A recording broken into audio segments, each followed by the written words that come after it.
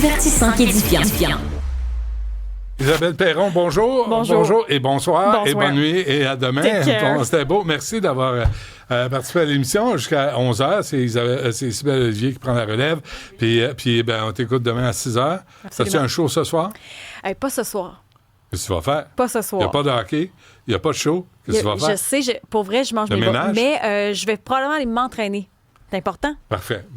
Sois prudente et tiens-toi pas un muscle. Là. Je suis pas encore remise de ça. Hein? Non? Ça s'en vient tranquillement. Bon, mais salutations aux physio qui m'ont bien aidé. Oui, merci beaucoup. Oui. À demain. À demain. Salut. Cybèle, bonjour. Salut. Bon, on va aller joindre notre invité Julien Garon-Carrier, qui est journaliste indépendant et fondateur de Indocile Média. Julien, bonjour. Oui, bonjour. Merci d'être avec nous.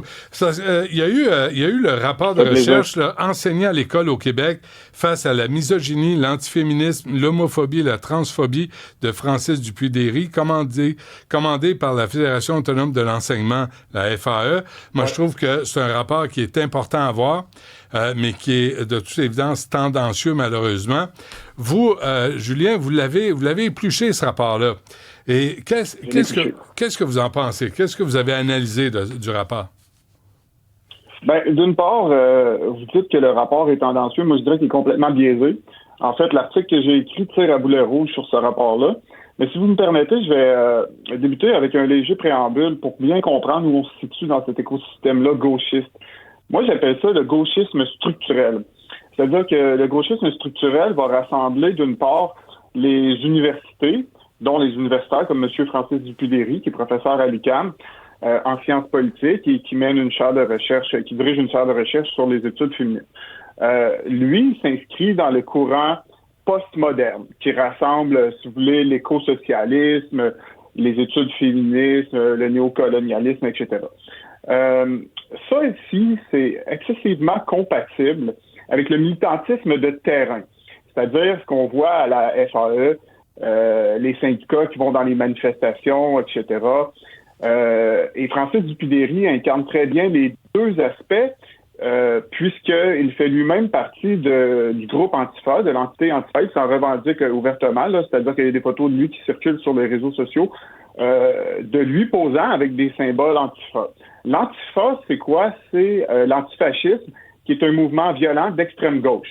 Donc, M. Dupuy-Déry est un Antifa, professeur d'université, qui appartient au courant postmoderniste dans l'écosystème de gauchisme structurel. Le gauchisme structurel rassemble donc les universités. OK, non, c'est assez, Julien, c'est assez, là. Je vais pas besoin d'un cours d'université là-dessus. Bon. Non, là, on se calme. Là, moi, ce qui m'intéresse là-dedans, là, c'est son rapport à lui, là. Oui, non, laissez-moi poser la question. Lui, dans cette lignée, là. Oui, non, j'ai compris ça. On le lit puis on le comprend. Mais il y a, d'emblée, il faut admettre qu'il y a un problème de misogynie et d'homophobie dans nos écoles qui est réel. Là, on peut pas dire que c'est pas réel, et j'en parlais dans les vestiaires de sport, chez les bons keb et aussi dans la culture islamique. Ce que vous posez en question, ce que je trouve intéressant dans votre article, c'est qui a-t-on interrogé pour avoir des témoignages? Qui a-t-on interrogé, consulté pour avoir ce dossier-là? Allons-y. C'est la méthodologie. C'est-à-dire que M. Dupuy-Déry nous dit qu'il fait une étude valable, scientifique. Il fait une étude qualitative avec 110 personnes. Les 110 personnes sont recrutées comment? Par l'entremise du réseau de la FAE. Donc, on fait des focus group avec des gens qui appartiennent au syndicat. Puis aussi, on recrute des gens dans un camp syndical. Là. Donc, tu sais, c'est tout ça, ça baigne dans cet écosystème-là gauchiste, si vous voulez. Puis, on interroge aussi des élèves qui se disent eux-mêmes féministes. Donc, on part avec des gens qui ont tous des a priori idéologiques qui sont semblables à ceux de M. Dupuy-Déry. Donc, si on a un échantillon biaisé, à quelle conclusion voulez-vous qu'on arrive? Mm-hmm. Donc, tout ça semble a été écrit un peu d'avance. Oui, ça, c'est le premier problème. Tu consultes des gens qui ont déjà été choisis, donc c'est sûr que la conclusion va être biaisée. Ben, c'est un biais de représentativité. C'est-à-dire, quand on fait des sondages, là, tu sais, de 1000 personnes, là, une fois sur 15, là, puis seuil de confiance, tout ça. Bon, on s'assure qu'il y a une représentativité qui est proportionnelle à des segments populationnels. Là, il n'y a pas de représentativité. C'est tous du monde issu du même écosystème de gauchisme structurel dont je discutais tout à l'heure. Ouais. Et ça pose un problème d'une part, et ça nous donne l'impression que cette étude-là n'est aucunement valide. C'est de valeur parce qu'au lieu de nous renseigner sur un phénomène qui est peut-être réel, moi je sais pas, est-ce qu'il y a de la transphobie, de l'homophobie, est-ce qu'il y en a vraiment? Sur la base de l'étude de M. Dupuy-Derry, je ne peux pas arriver à de telles conclusions. Pourquoi? Parce qu'elle est entièrement biaisée. Donc peut-être qu'il y a d'autres études qui sont plus sérieuses, qui vont détailler le phénomène, qui vont nous renseigner sur ce qui se passe réellement dans les écoles, en fonction des communautés culturelles, etc. Mais pas sur la base de l'étude de M. Dupuy-Derry, je suis désolé, il y a un a priori idéologique tellement fort, tellement transparent à travers ce rapport-là, qu'on n'est aucunement en mesure de tirer des conclusions qui pourraient être véridiques par rapport au phénomène qu'il tente de décrire. Oui. Il y a, dans l'intro du document, Julien, il y a ces forces conservatrices ou réactionnaires, je cite, s'expriment en haut lieu comme au Vatican, à la Maison-Blanche, dans les médias de masse comme Fox News aux États-Unis, CNews en France et le Réseau québécois au Québec. Donc, nous, ce qu'on dit d'emblée, là, personne ne va en tenir compte parce qu'on est des néo-conservateurs fascistes. C'est ça. Ben oui, complètement. Mais écoutez, M. Dutrisac, dans la même phrase, il a réussi à plugger, je veux dire, je sais pas si vous comprenez l'état mental, l'élucubration du gauchisme structurel, OK? Dans la même phrase, OK, ce monsieur-là a réussi à plugger Québécois, le Vatican et Donald Trump comme étant des forces réactionnaires. Je veux dire, on est devant une sorte d'hallucination totale là, par rapport à la réalité. On est en décalage complet, en fait, par rapport à la réalité. C'est ça le problème du gauchisme aujourd'hui. Parce que, moi, personnellement, j'ai déjà été gauchiste. J'ai évolué dans cet univers-là, universitaire, tout ça. Puis, je peux vous dire, quand vous faites un bac de 4 ans en sciences sociales, là, où est-ce qu'on vous sert de la petite popote idéologique à tous les jours, puis que vous sortez de là complètement empoisonné par l'idéologie, là, avec un anneau dans le nez, une couette de cheveux mauves, puis... Bon, allez, vous êtes plein de préjugés, là, c'est très laid, ça. J'en avais. Non, mais vous êtes plein de préjugés, c'est très laid, ça. Mais là où on est censé analyser ce qui se passe, là, on veut nous endoctriner. Au lieu de nous informer sur un problème dans les écoles, de remettre ça en question, d'avoir un débat de société équilibré, là, on fait de la propagande. Vous parlez du traitement de la variable religieuse constitue peut-être l'incohérence la plus spectaculaire du rapport. Qu'est-ce que vous voulez dire? Ben, c'est-à-dire que c'est du 2 poids, 2 mesures. Dans le rapport, on nous dit, oui, les élèves musulmans, ben, ça pose un problème aussi, tu sais. Ça pose un problème parce que ils ont vraiment des préjugés par rapport à l'homophobie, la transphobie, etc.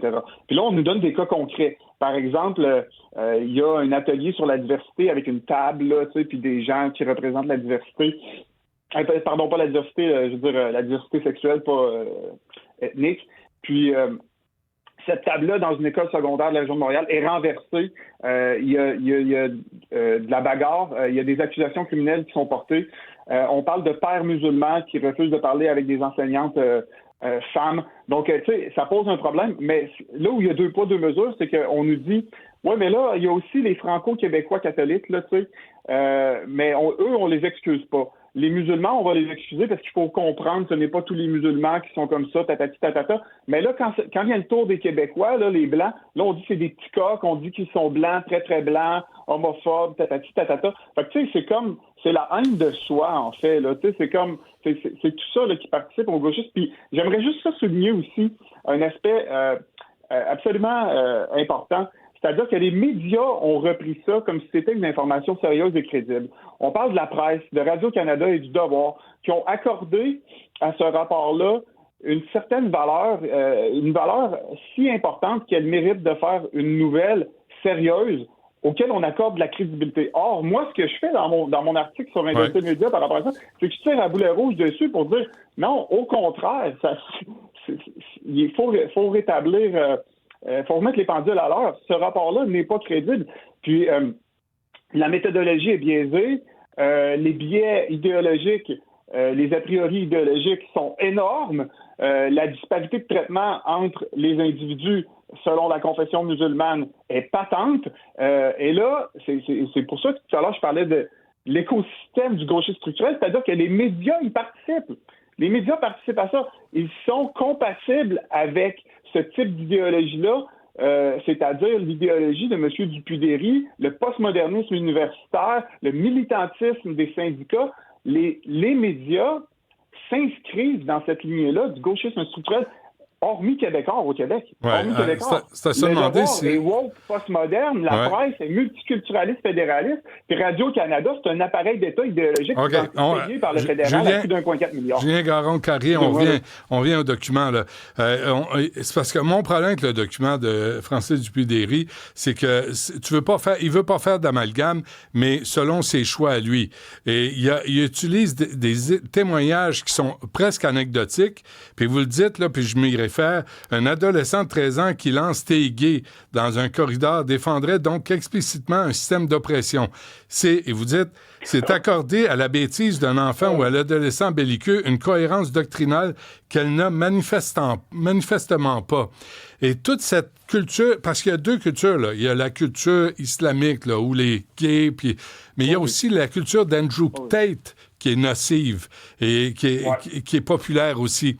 Il faut reconnaître ces deux problèmes-là, pas juste un des deux.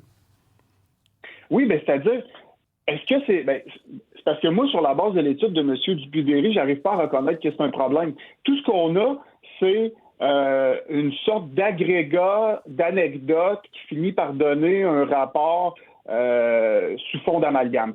C'est-à-dire que est-ce qu'on a des données tangibles? Tu sais, là, on est devant une étude qualitative. Jusqu'à quel point c'est un problème? Est-ce qu'on a quelque chose de quantitatif?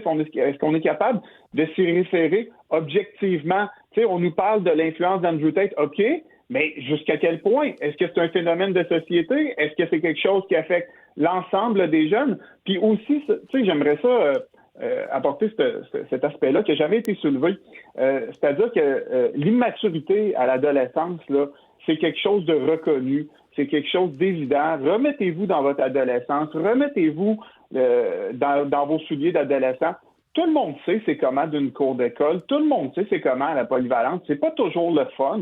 Mais vous savez quoi? Les adolescents sont immatures par définition. Pourquoi? Parce que leur cerveau est toujours en développement. Le cortex préfrontal termine de se former chez les hommes, chez les garçons, vers 15-16 ans. Chez les femmes, c'est un petit peu plus de bonheur. Fait que c'est normal que les gens, là, ils soient immatures et qu'ils envoient des phrases du genre « Hey, t'es gay ». Tu sais, mais en conclusion, Julien Garon-Carrier, c'est parce que moi, si tu appliques des règles à un, on les applique à tout le monde.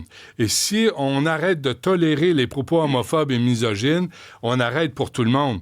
Pas en fonction de certains critères qui fait que, il faut être plus tolérant parce que c'est culturel ou c'est religieux. À un moment donné, il faudrait avoir des règles qui s'appliquent à tout le monde. Je ne peux pas être en désaccord avec cette conclusion-là. Où est-ce que ça va mener, ce rapport-là, d'après vous? En quelques secondes, où est-ce que ça va mener, ce rapport? À quoi ça va servir? Honnêtement, je ne sais pas. Honnêtement, c'est-tu un rapport de plus qui va être tabletté? Est-ce que c'est quelque chose qui va être appliqué à la FAE? Parce qu'on sait que ce rapport-là a des recommandations. Les recommandations, à mon avis, sont tout à fait mauvaises parce qu'ils poussent encore plus dans la représentation de la diversité. Par exemple, ils suggèrent d'accrocher des drapeaux arc-en-ciel dans les classes. Mais vous savez quoi? C'est ça qui provoque les gens. Les gens là qui sont opposés à ce type d'idéologie-là, ça suscite des réactions négatives chez eux. Donc, par exemple, on nous dit dans le rapport qu'il y a des jeunes à Cowansville ou à Sherbrooke, tout ça, que pendant la semaine de la diversité, au lieu de mettre des couleurs arc-en-ciel, ils se sont habillés en noir. Bon, là, ces gens-là, vous les provoquez en leur enfonçant encore plus de sensibilisation dans la gorge, tu sais. Donc, si vous voulez, c'est un peu le paradoxe, c'est que pour enrayer ce phénomène-là, vous devez appliquer les solutions inverses. Donc, moins de représentation de la diversité, moins de sensibilisation, puis vous allez avoir la paix. Les gens vont arrêter de se sentir agressés, puis vous savez quoi? Ça va être vive et laissez vivre. Tu veux être gay, trans, homophobe, pardon, pas homophobe, tu veux être gay, trans, whatever, mais vas-y, be it, soit là, mais arrêtez d'enfoncer votre sensibilisation dans la gorge des adolescents. C'est ça qu'ils vous disent qu'ils n'aiment pas. Fait que si vous en faites plus, vous allez vous retrouver avec plus de réactions. On se laisse là-dessus. D'Indocile Média, Julien Garon-Carrier. Merci. À la prochaine.